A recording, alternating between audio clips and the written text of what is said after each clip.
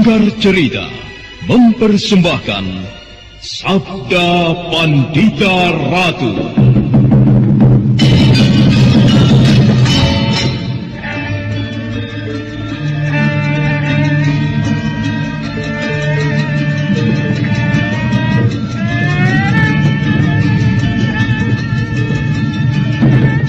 Sabda Pandita Ratu, sebuah kisah penuh dilema, tragedi cinta anak manusia, perebutan tahta, mabuk harta dan duniawi, serta silaunya kehormatan, di mana keangkara murkaan merajalela karena dendam yang membara. Kisah ini berlatar belakang berdirinya Singasari. Ken Arok, dialah pemuda yang merekuk pahit getirnya kehidupan. Namun sebenarnya, dialah yang harus melaksanakan sabda-sabdanya. Perjalanan sengsaranya adalah awal untuk meraih keberhasilan, untuk menuju kejayaannya di saat Singasari berdiri. Sabda Pandita Ratu, naskah ditulis oleh Pondra Swasti Langit, diolah oleh Agus Nur Ismail, didukung oleh artis-artis terkemuka, Ferry Fadli, Eli Ermawati, M. Abud, Ivona Rose, dan lain-lain. Teknik dan montase, Ibing Arifin, dengan sutradara Dian Pertiwi. Sabda Pandita Ratu kali ini mengetengahkan episode ke-7 dengan judul Bintang Malapetaka, dengan para pemain Margaret sebagai Kansiwi Naraswari, Iwan Dahlan sebagai Maisa Beranjangan, Peggy sebagai Kuda Sumekar, Ferry Fadli sebagai Kameswara, Herman sebagai Empu Gandring, dibantu oleh Beni dan Inafa, dan Asti Suhastra, pengantar cerita. Di tengah malam yang sunyi dan mencekam, Biku Dewa Hastu dan Anjan Piani berkuda menyusuri jalan setapak. Keduanya melintasi tepian Teluk Pangpang yang hampir mendekati Bukit Sempulungan. Dan di saat mereka sampai di sebuah desa, keduanya terperanjat melihat tulang belulang berserakan.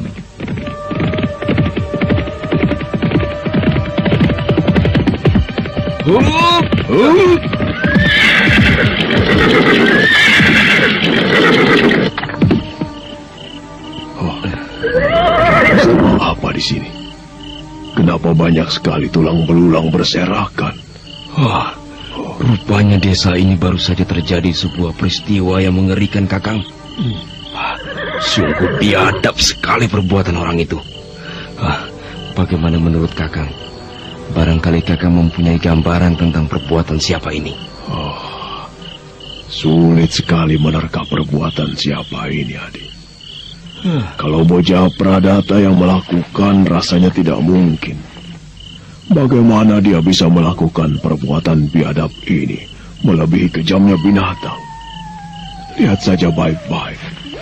Tidak ada sedikit pun kulit yang melekat di kerangka-kerangka ini, selain darah kering yang menempel.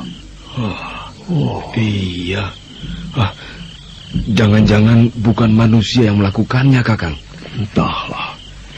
Rasanya sulit sekali kalau bukan manusia yang melakukannya. Apalagi selama ini aku tidak pernah tahu dengan munculnya makhluk lain. Sebaiknya kita tinggalkan tempat ini, adik. Kita harus melihat di tempat lain. Apakah di sana pun ada kejadian seperti ini? Ayo. Ya.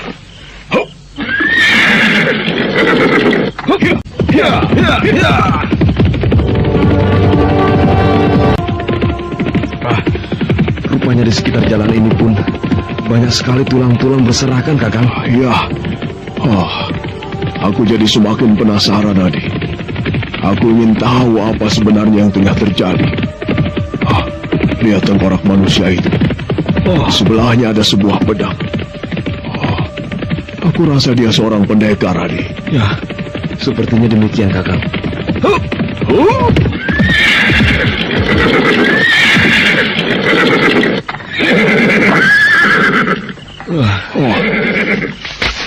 Rupanya tengkorak-tengkorak yang berserakan di sini bukan hanya tengkorak manusia, adik, tetapi juga kerangka-kerangka hewan.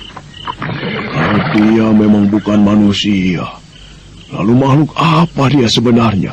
Oh, Kakang, perhatikan pedang yang tergeletak itu. Iya. Barangkali Kakang mengenalnya. Oh, iya. Sepertinya aku pernah mengenal pedang itu.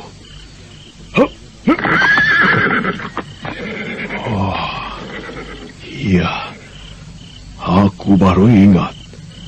Pedang ini milik Tranggana. Milik Tranggana? Iya. Apakah tengkorak yang berada di samping pedang itu adalah tengkorak Tranggana, Kakang? Iya. Mungkin saja itu tulang belulang Tranggana. Karena aku pernah mengenal pedang ini ketika berada di air terjun Kambang Ayun. Oh, benar-benar luar biasa sekali pembunuh itu. Dia mampu membunuh orang yang berilmu tinggi. Apalagi keadaan Tranggana kelihatannya menyedihkan sekali. Ya, tinggal tulang belulangnya saja. Memang sulit dibayangkan bagaimana kehebatan pembunuh itu. Mungkin dia manusia, tetapi mempunyai ajian yang aneh dan mengerikan, Kakang. Iya. Kemungkinan seperti itu bisa saja benar, adik. Tetapi kita harus membuktikannya, adik. Membuktikannya? Iya. Apakah maksud Kakang kita menemui pembunuh itu? Tidak. Kita hanya mencari tahu saja. Ya, misalnya dengan mengintip orang itu. Kita harus hati-hati, Kakang. Karena bukan mustahil kita pun bisa mengalami hal seperti itu. Iya, kau benar. Kita pun bisa mengalami nasib seperti Tranggana kalau tidak hati-hati. Kakang, kau lihat di ujung desa itu. Sepertinya di sana ada orang tengah membuat perapian. Iya. Bagaimana kalau kita ke sana, Kakang? Iya. Tapi apakah kau tidak takut mengalami nasib seperti Tranggana? Aku kira tak ada yang perlu kita takutkan, Kakang. Selama kita masih mempunyai keyakinan. Ayolah, Kakang.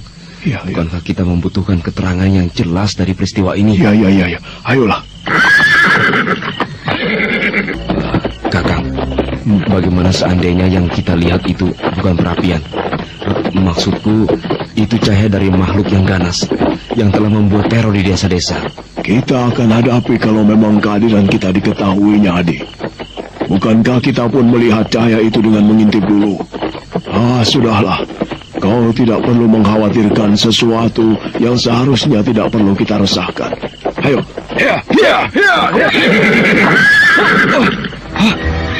Kakang. Ada apa ini, Kakang? Tenang. Kau tidak perlu cemas, tenang. Aneh sekali. Tenang. Kuda ini tiba-tiba saja berhenti ketakutan, Kakang. Sepertinya dia melihat sesuatu, Kakang. Tenang. Ibu Dewa Hastu dan Anjan Pianik Kayuwangi melihat sinar dari arah perbatasan desa. Keduanya kemudian memutuskan untuk melihat ke sana. Malam masih membentang, suasana sunyi dan mencekam itu semakin terasa menegangkan. Apalagi di sepanjang jalan itu tulang belulang manusia berserakan. Kakang, bagaimana seandainya yang kita lihat itu bukan perapian? Maksudku, cahaya itu adalah cahaya dari makhluk ganas yang membuat teror di desa-desa. Akan kita hadapi. Kalau memang itu makhluk aneh. Tetapi kita harus mengintip dulu dengan jelas. Sudahlah. Kau tidak perlu khawatir dengan sesuatu yang seharusnya tidak perlu kita resahkan. Ayo, teruskan.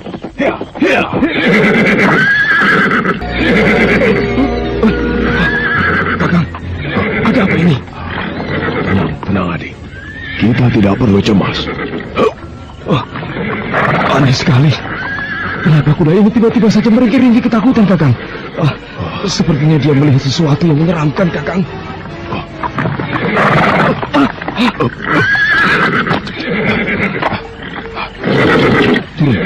Turun. Mumpung kuda ini sedang tenang. Ayo. Iya, Kang. Ular, Kakang. Alas kudamu meringkih ketakutan. Menepilah. Biar ular ini kusingkirkan.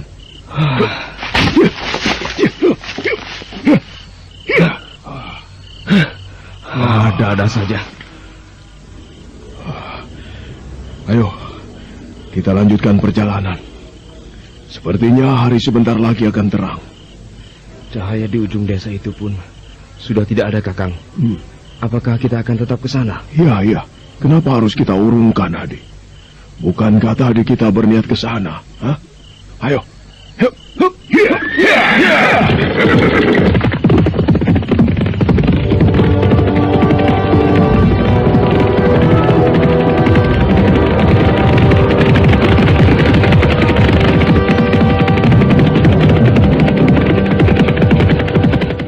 Bagaimana dengan tidurmu, Panji? Tidurku tetap saja tidak bisa tenang, Kameswara. Bayangan buruk yang berada di desa ini selalu saja melintas dalam benakku. Seharusnya kau bisa menenangkan pikiran. Bukankah kami berdua berada di sini? Apakah kau merasa dirimu dewa pelindung sehingga kau berkata demikian? Jangan tersinggung. Aku cuma bergurau. Bukankah selama ini tidurmu tidak pernah tenang? Sampai kapanpun tidurku tak akan bisa tenang selama kabut keparat itu masih ada dan berkeliaran. Seharusnya semalam kalian meninggalkan desa ini, karena tempat ini sudah menjadi lembah maut yang mengerikan, yang setiap saat menelan korban bagi siapa saja yang masih hidup. Hidup mati seseorang ditentukan oleh Yang Maha Kuasa, bukan ditentukan oleh makhluk jahat itu. Jadi apa gunanya aku takut? Dan bukankah kau sendiri bisa selamat dari bahaya maut itu, sementara yang lainnya mati dengan cara yang mengerikan? Ya, itu semua aku lakukan karena aku berusaha untuk menyelamatkan diri. Nah, benar bukan? Dengan menyelamatkan diri saja kau masih hidup. Apalagi jika kita berpikir bagaimana caranya untuk melawan makhluk itu. Batas hidup manusia ditentukan Yang Maha Kuasa. Jadi kukira tak ada gunanya kita takut. Sekarang aku mau tahu, bagaimana caranya kau bisa menyelamatkan diri? Aku menyelamatkan diri dengan menyelam ke dalam air. Menyelam ke dalam air? Iya. Oh, Paman, kita sudah mendapatkan kunci bagaimana menghindarkan diri dari kabut-kabut itu. Sekarang kita tinggal berpikir bagaimana caranya memusnahkan benda asap berbahaya itu. Iya, kita memang harus berpikir bagaimana caranya melawan kabut-kabut itu. Oh, lihat itu. Kabut yang berada di atas puncak bukit itukah yang kau maksudkan? Benar. Perhatikan saja. Kabut-kabut itu pasti akan menyebar. Ya, sebentar lagi benda asap jahanam itu akan bergerak. Kita harus berhati-hati. Kameswara dan Empu Gandring menatap ke arah puncak Bukit Sembulungan. Dari atas bukit itu nampak sebuah kabut berwarna kuning kemerah-merahan. Keduanya kelihatan mulai tegang. Sementara kabut-kabut itu mulai bergetar diterpa sinar matahari. Oh, lihat, Paman. Kabut-kabut itu sepertinya mulai bergerak. Iya, kita harus waspada, Kameswara. Ternyata benar. Kabut-kabut itulah pembawa bencana ini. Perhatikan saja warna kabut-kabut itu. Bukankah suatu hal yang tidak wajar? Kameswara, kita harus berhati-hati. Siapa tahu ia bergerak tanpa kita sadari. Benar, Paman. Kabut-kabut itu dalam sekejap bisa berada di mana-mana. Dan yang paling menakutkan, dia selalu tahu di mana saja makhluk bernyawa berada. Apa yang harus kita lakukan sekarang, Paman? Aku sendiri sedang berpikir, Kameswara. Sebaiknya kita ke tepi pantai saja. Jika ada bahaya mengancam kita, kita bisa langsung menjeburkan diri ke air. Bagaimana? Iya. Kukira itu usul yang baik. Ayolah kita ke sana. Untuk sementara kita memang harus berpikir akan keselamatan kita. Setelah itu barulah kita berpikir bagaimana cara memusnahkan kabut-kabut setan itu. Ayo, segeralah menyingkir dari sini.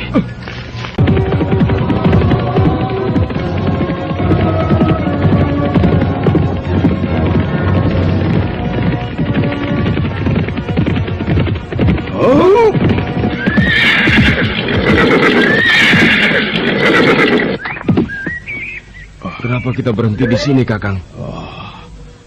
Sebaiknya kita jangan menggunakan kuda, Adi. Bukankah kita harus mengintipnya dulu sebelum berhadapan dengan orang itu? Iya, kau benar, Kakang.